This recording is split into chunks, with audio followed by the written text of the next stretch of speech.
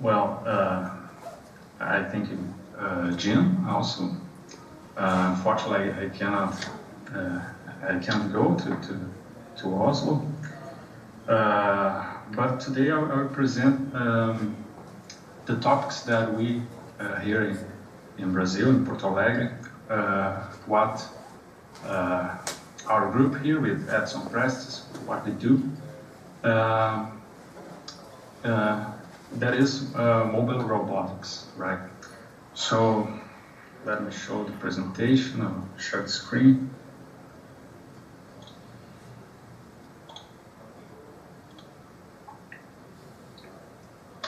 Okay.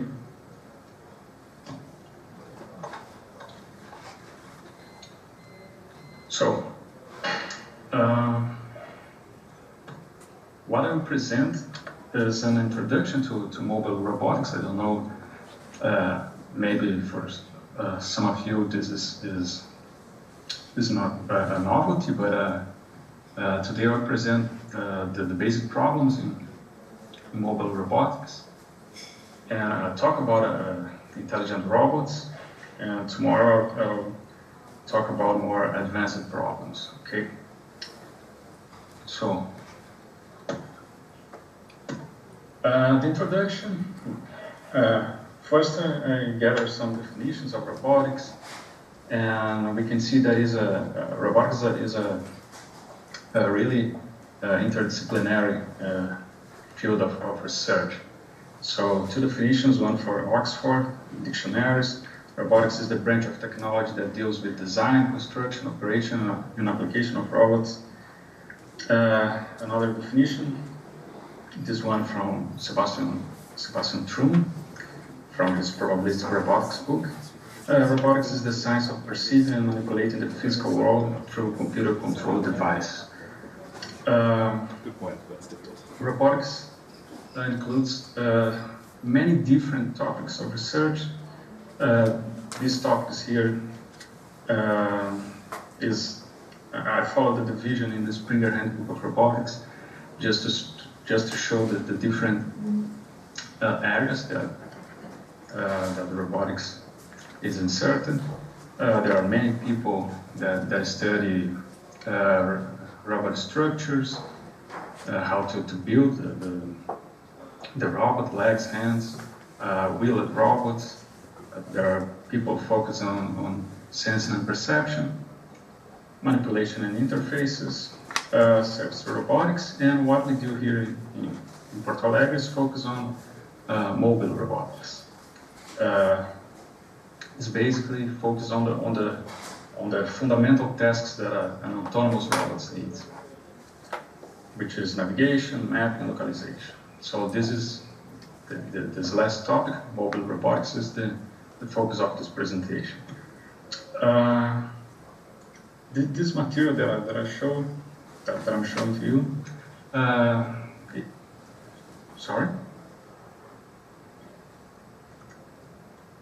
It's okay.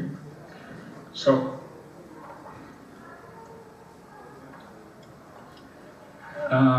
first I'll talk about a little about the term robot. Robot is something that became popular in the last century. In the 20s was when the term arrived. It became popular after movies, and during the 40s, during the war, that the industry started to build robots. So here's the first robot, a telemanipulator.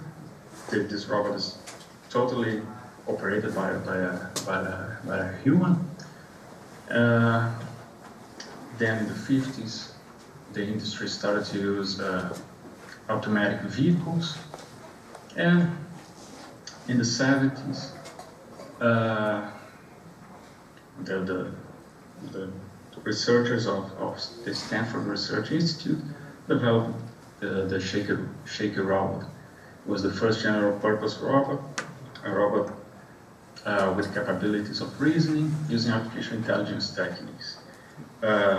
So since from the 70s, many of the problems that I'll talk today started to be studied, such as planning and mapping. So this robot, Shaky, it had some camera, rangefinders, there are sonars, and some of the techniques that I'll show were originally developed for this robot. So, from the 70s to today, the robotics evolved. There are many different kinds of robots, but what most of the robots, the fundamental requirement for most of the robots are the tasks of mobile robotics that I'll show today. So first, our focus is in intelligent robots. So what are intelligent robots? And this definition is connected to the definition of agent in artificial intelligence. And basically, an agent performs actions in an environment, gathering information from its sensors. And there are numerous definitions for agents. Focus on survival, perception, learning ability. These concepts compose the autonomy. So, an intelligent robot is a robot that can operate autonomously. And when we are talking about intelligent, we are not talking about a robot that repeats an action. For instance, a robot that was programmed to repeat an action, like a common plant floor robots. The idea of an autonomous robot is a robot that can operate without external supervision, a robot that can adapt to changes in the environment and maintain proper functioning. So, where I can use an intelligent robot for tasks that could put a human life at risk, for replacing humans in repetitive and boring tasks, humanitarian use, basically is for 3D works, works that are dirty, dull, and dangerous. So, an important part that our group works is with ethics. So, Edson Prestes here also cooperates with Jim Thorsen in ethics. And ethics can be defined as a set of rules, principles, ways of thinking that guide or call itself the authority to guide the actions of a particular group. Since the focus of our research here is in mobile robotics, based on autonomous vehicles, I'll talk about some ethical dilemmas. So, this is a traditional problem in philosophy, is the trolley problem, that probably everybody knows. This is an ethical problem, basically for, just to explain quickly. The idea is that there is a runway trolley headed straight to 5 people. You are standing next to a lever. You can choose if the trolley will run over these 5 people, or you can change the track to the trolley run over a single person. And well, this is it's a critical question that you can answer to someone, which is basically, which is the most ethical choice. And this problem has been the subject of many surveys. Usually the people choose to the option with the minimal damage, but it's something that depends on several variables. For instance, if the people knows the persons, the people that will be in the tracks, and there are variations of this problem. And the idea is that, why I'm showing this problem? Because when we work with intelligent robots, for instance, autonomous cars, we will deal with situations similar to the trolley problem. So, in practice, when we are building an autonomous robot, for instance, an autonomous vehicle, this type of dilemmas arise. So here I show what the industry are doing today. For instance, how Tesla solves a self-driving crash dilemma. So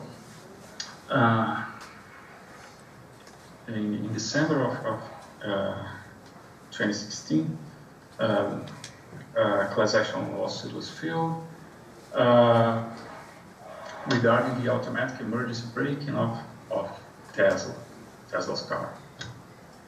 And basically what Tesla has is a system that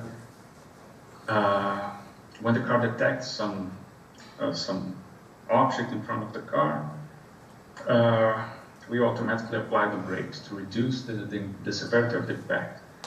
But this do not prevent a collision, and the lawsuit was filed because of accidents. And what Tesla says is that even though the car is autonomous, that there is let me say here. So there are situations when the vehicle will not follow a totally autonomous approach, and so there are situations where the driver can take actions to avoid potential collision, and in this case, the car lets the driver choose what to do, even though the driver can choose, let me say, an incorrect approach. So, and this is a problem. Should the car let the driver do what he wants, even if the car is able to perceive that is something harmful? So this is an example of a problem that we must deal when building autonomous robots. In 2016, an executive of Mercedes-Benz said that their autonomous cars will prioritize saving the people inside the vehicle, because it's the car's owner. And when they say that, there are a lot of criticisms. Later, the company insisted it had been misquoted. So it is a complicated question, a complicated issue. But basically, I'm showing this to tell that when we are building autonomous vehicles, we are trying to minimize the damage. We are trying to build a robot that tries to avoid all possible incidents. And because even a human cannot avoid all risks, but the idea of using of building a robot that performs the tasks that I will show, that properly performs mapping, localization, collision avoidance. This is the implementation of robots of this type. We will minimize the risks in the traffic, for instance. So the idea is we need to learn how to best solve the problems of mobile robotics. This is the option that we have. It is try to build a car that is so good at mapping and avoiding collisions, and detecting obstacles, that all this situation is minimized. Okay. So this is the focus of the presentation, is to show the basic problems in mobile robotics. Okay. So today I'll present these basic problems. Tomorrow I'll show some more advanced problems. Basically, all these problems are state estimation problems. We want to estimate the state of the system, where this state is the location of the robot, the location of nearby obstacles, location of dynamic obstacles. And we want to be able to move in an environment to fulfill some tasks. And in realistic scenarios, all this information about the robot position, about the obstacles are not directly available. So the robot must use its sensors. These sensors are noisy, and use this information to estimate the state of the scenario. Okay. In robotics, we consider 4 different variables. So X is the robot pose. Depending on the problem, this pose is known, or perhaps the initial robot pose is known, X0. In other problems, none of the robot poses are known. The map is M. Also, depending on the problem, for instance, in the mapping problem, M is unknown. The other 2 variables, Z, Z are the observations made by the robot. For instance, images of cameras, or readings of a laser rangefinder. And U are the controls, are the actions made by the robot. U can be the velocity of the wheels of a car. It can be the angle of the steering wheel. Okay. U and Z are always known, and based on U and Z, that we want to estimate X and R. An important assumption that we consider in state estimation in robotics is the Markov assumption. So, Markov assumption, we postulate that past and future data are independent if we know the current state of the robot. In practice, what we do is that if we know, for instance, let me say X3, or if we know X2, we can estimate X3 based only on X2 and the actions, the current action applied to the robot, the current control applied to the robot. All the past states of the robot are not required to estimate X3 if we know X2. Okay. So, in other words, we assume that the previous state belief is sufficient to represent the past history of the robot, and this is an approximation. Okay. To model dynamics, other inaccuracies, this is an approximation. But as shown in the literature, as Sebastian Truhn's book says, this is very robust in practice. All the methods that we use for localization mapping, almost all strategies are based on this Markov assumption. Okay, so the first problem that I'll present is the mapping problem. The mapping problem wants to answer what does the world look like. So, if we go back to that graphical model, in the mapping problem, only the map M is unknown. All the other variables are known. Okay, so the pose of the robot is known, the observations are known, the actions are known, and we want to model the sensor observations into a map representation. The input of the problem is the robot trajectory, the actions, the observations. The output is the map. Okay. There are several types of approaches for mapping. The original approaches that were used in the 70s, for instance,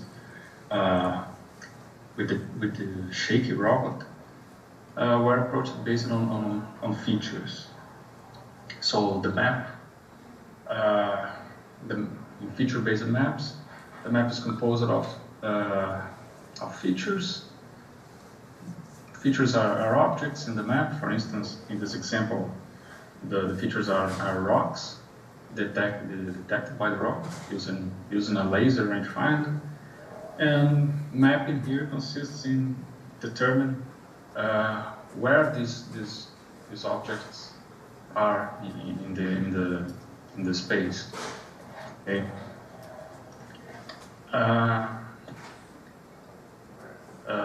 The first approaches for localization and mapping, which is called SLAM. I'll talk about this problem tomorrow. We're all based on feature-based maps. So here's an example where the features are the trees in an outdoor environment. Here the robot were a car equipped with a laser, and the laser detected these trees. And by correcting the errors in the measurements with the trajectory of the robot, this approach estimates the proper positions of all the trees, of all these features. Okay. The most popular SLAM techniques, the most popular mapping techniques, can be directly applied over feature-based maps. This is the approach that consumes the minimal memory to store the map of the environment. Is quite simple to represent an environment, but a major disadvantage is the requirement of mechanisms for extracting these features. Extracting features and detect if a feature is the same, or when the robot passes in an environment 2 different times, it is hard to detect that a feature is the same feature observed in the past. So this is a very difficult problem to determine this match of features. And there are environments that do not have silent features. So in this type of environment, feature-based maps cannot be used. Okay. Another type of mapping approach is using occupancy grids. So starting in the 90s, occupancy grid became the most popular approach for mapping.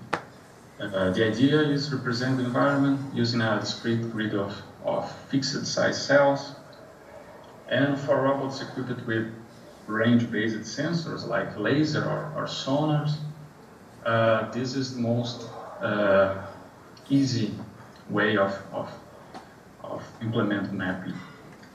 And the idea is that each cell in an environment has an occupancy value. This occupancy is usually a value between 0 and 1, where 0 indicates a free space, 1 indicates an obstacle, and there are lots of probabilistic approaches to update the occupancy of grids. And here is an example. They are extremely popular to represent obstacles in an environment, especially in 2D representations. But in contrast to feature-based map, occupancy grids requires much more storage space. And after some time, when we are dealing with large environments, the update of grids are not can be expensive, especially in the problem of slide. Occupancy grids are not able to represent symbolic entities such as doors and chairs, and at the moment, approaches that focus on semantic mapping, which is to represent these symbolic entities, are becoming the most popular trend in mapping. And as I said, occupancy grids suffer with the lack of information compression. We have large empty areas or large obstacles will be represented by a large amount of cells, and this can be a serious problem. Basically, there are problems of granularity, scalability, and extensibility of a grid-based map. Okay, here's an example of a map. A different approach, but still a cell decomposition approach, is to use, instead of a simple grid, to use more efficient data structures, such as quad trees, and so to organize the environment using a tree, where the cells can have different sizes. This is not so popular representing 2D spaces, but it is very popular to represent, to perform the mapping in 3D spaces. Let me see. I'll talk about it later. Because in 3D, the use of grids, of traditional occupancy grids, is quite prohibitive. The memory required is too large. And so here's an example, a comparison of grids with quad trees. And basically, quad trees use much less cells to represent the same environment with the same granularity. Okay. In 3D mapping, as I was saying, occupancy grids cannot be used with efficiency only if you limit the size of the map. For instance, if you are only want to map the environment surrounding the robot, then you can use an occupancy grid, but usually you need some more efficient strategies. And an example is to use POC trees. There are extensions of POC trees to 3D environments. Okay. Another approach usually used in outdoor environments are elevation grids. Elevation grids is a 2.5D representation. It represents the environment with a map of heights. So each cell has a discrete location, X and Y, but also has a value of H, which is the height detected in that place.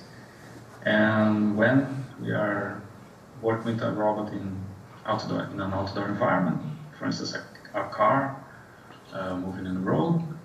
This is something that you can use. They are simple data structures, can be generated from sensor data in a quite simple manner. They have been extensively used in natural environments. But the problem of this type of approach is to represent, for instance, vertical surfaces, like bridges. Because in elevation grids, every cell has one value of height, and when the robot detects, for instance, a bridge or a tunnel, a traditional elevation map will, or maybe will close this opening, or perhaps will not detect the suspended obstacles. So in this type of environment, elevation grids are not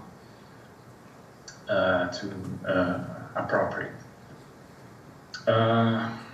So there are variations of elevation grids to deal with this approach. For instance, having multiple values of heights in each cell, building multi-level surfaces.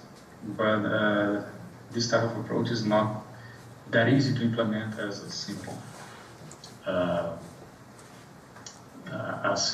elevation grid. And what is used by many of the state-of-the-art methods is using point clouds. Many of the approaches in Islam are not that interested in representing the objects in the environment, representing the obstacles like walls and I don't know, any object, but only to represent points detected by the robot, where each point belongs to an obstacle, but the method does not care to which object belongs each point. So point clouds preserve all the sensor data in its original distribution. There is no restriction on the geometry. It can be used with laser scans, with stereo cameras, structured light. But it is a representation that do not model free space, do not model unknown areas. And model free space and unknown areas is something very important for navigation algorithms, for planning algorithms. So point clouds are easy to create, but are not that good to use in practice, for instance, for exploration of environments. So here are examples of point clouds. Okay.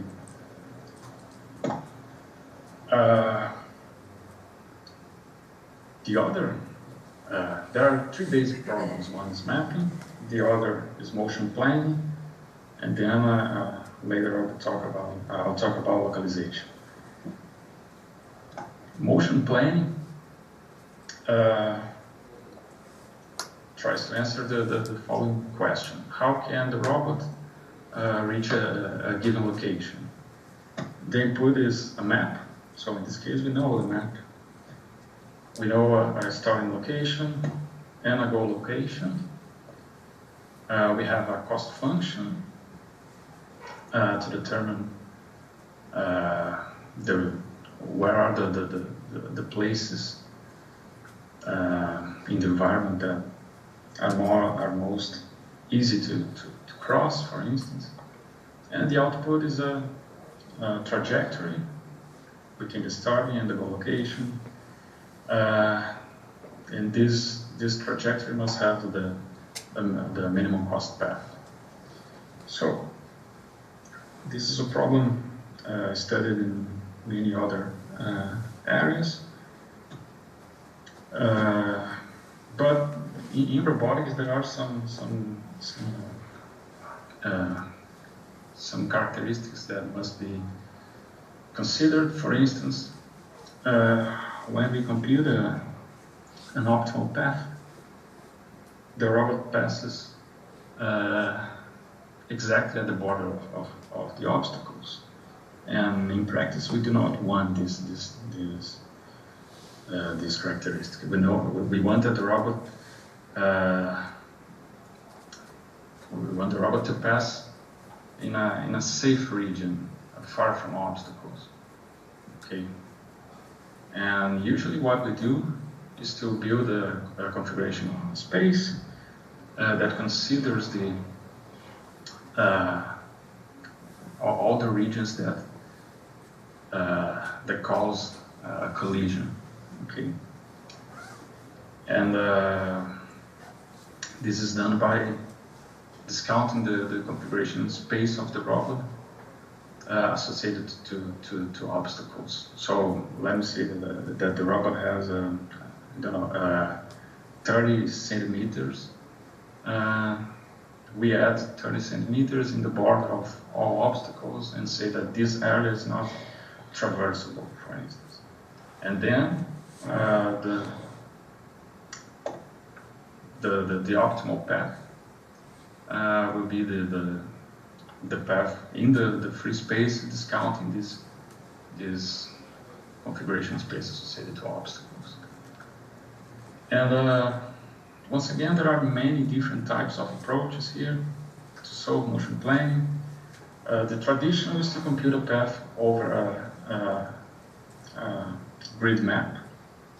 So perform a cell decomposition of the space using an occupancy grid, for instance, and apply an algorithm for computing the minimum cost path, such as Dijkstra.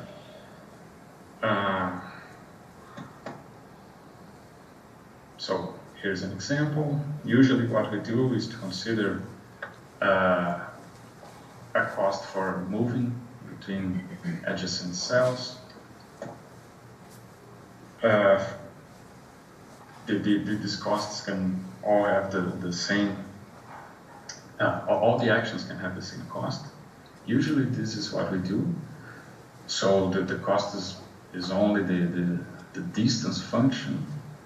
And in this example, the minimum path between the starting and the location costs 6 units.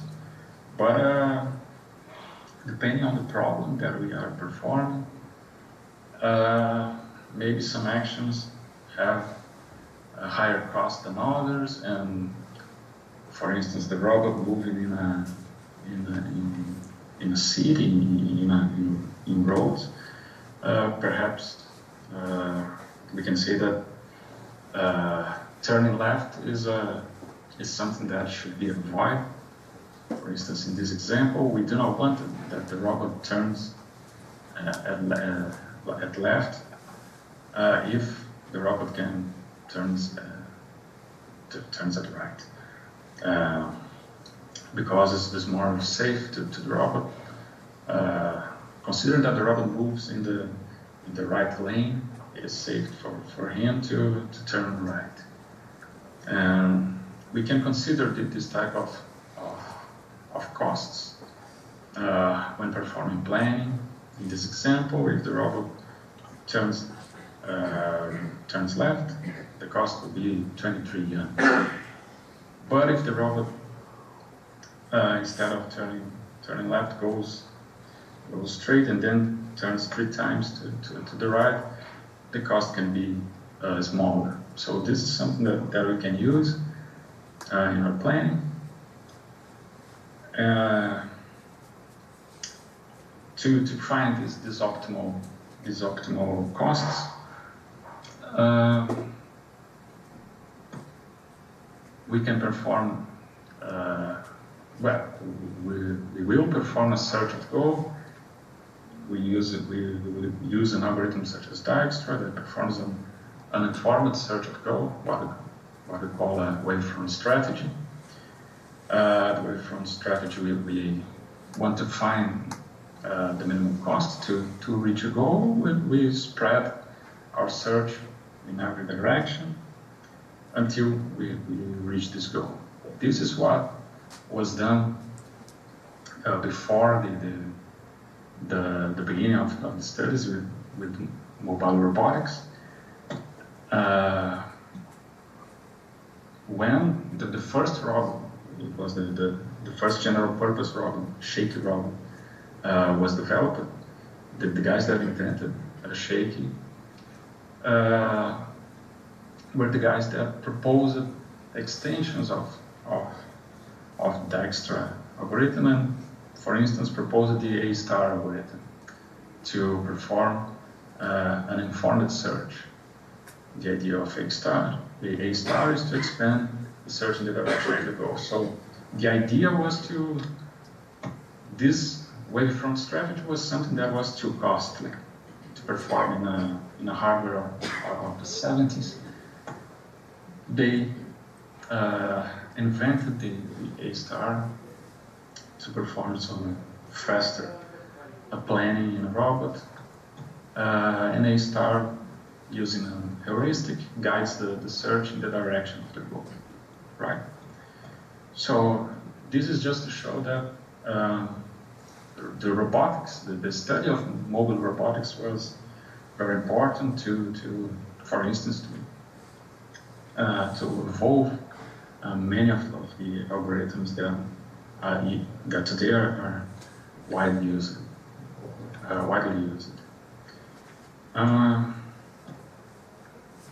Another type of approach used in motion planning are the potential fields. And the basic idea behind a potential field is to treat the robot as a point particle in the configuration space under the influence of an artificial potential field. This field will attract the robot to the goal, to the final configuration, while at the same time repelling the robot from obstacles. So this is something focusing on robots that was made to keep the robot far from the obstacles. What the potential fields doing in practice is, first we need to build the configuration space. So we need a map of the environment. Here, these two obstacles are regions that the robot cannot traverse. All the white region is free space, the robot can go. And then, over this environment, this configuration space, we apply a potential field. Here we have an attractive potential field that guides the robot in direction to the goal. And here are repulsive potential fields. These repulsive potential fields will keep the robot far from obstacles. And the idea to guide the robot to the goal is to compose a potential field merging this attractive and this repulsive potential field, and letting the robot follow the gradient descent of the potential field. So